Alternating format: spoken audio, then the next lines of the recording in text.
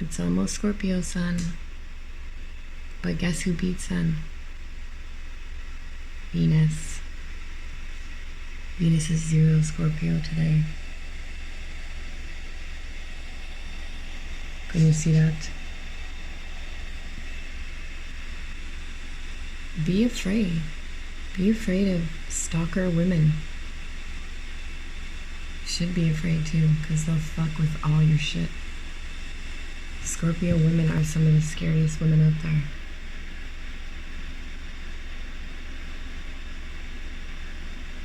It's true. It's just true. And Aries, they are the scaries, Aries, Marys out there that will fuck with all your shit and burn your whole fucking life down if you don't fucking give them attention. Aries and Scorpio. So when Venus is in Scorpio, the need for possession and attachment and sucking the life out of someone happens, and it's intense. It's hard to handle. And I'm not saying Scorpio is a bad sign. It just is what it is, and it's death. This is Samhain. This is the Hallows Eve, the month of the dead. It's starting today. So depending on how you take Scorpio in your own chart, you'll have Sun and Venus there now. In your house that you have Scorpio in. And it will bring more Scorpio-like women around in general. When Scorpio Venus hits, you will start to notice the Scorpio women more. Have fun out there. Things happening right now. Venus just hit Scorpio.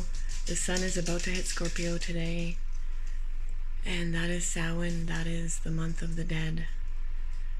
And it's balsamic moon right now. So balsamic moon is before the new moon when it's dark. And you think about it, in the night, people assume there's always a moon in the night sky, but there isn't. Sometimes there is black nights with just stars and no moon. And that's now. The moon is right in front of the sun. It's rising right before the sun. And then the sun rises so you can't see it. It's blotted out. Which means the nights are moonless.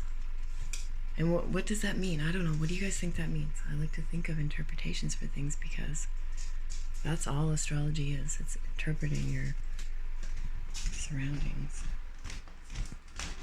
It just so happens that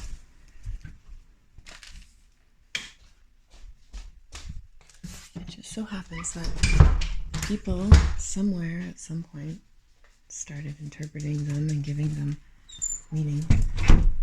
And now I look around and see it everywhere. In everyone and everything. So, I don't know. People are, it's way beyond the point of telling me it's pseudoscience. It's way beyond that. I don't know what to do with it now, you know? You just sort of point to things and maybe people see them with you, and Scorpio does that very well. She likes to point at all the things you're doing wrong. And how much deeper she is than you. Scorpio does that a lot. Because Scorpio is deeper than you. And so is Pisces. If you're a Pisces and a Scorpio, you know what I mean. I do have one person I listen to, and he listens to me sometimes, and he's the same as me.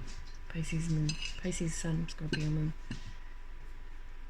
But he's also way more put together and Mars Capricorn about it, and he doesn't have moon square Mars. He doesn't have one of the hardest temper aspects on fucking Earth to have. So he's a lot easier to handle, even though you can tell he's the same as me. He's a spacer outer and a daydreamer. But intensely into what he knows. I actually know a lot of other Pisces Scorpio. My little brother is a Pisces Scorpio too.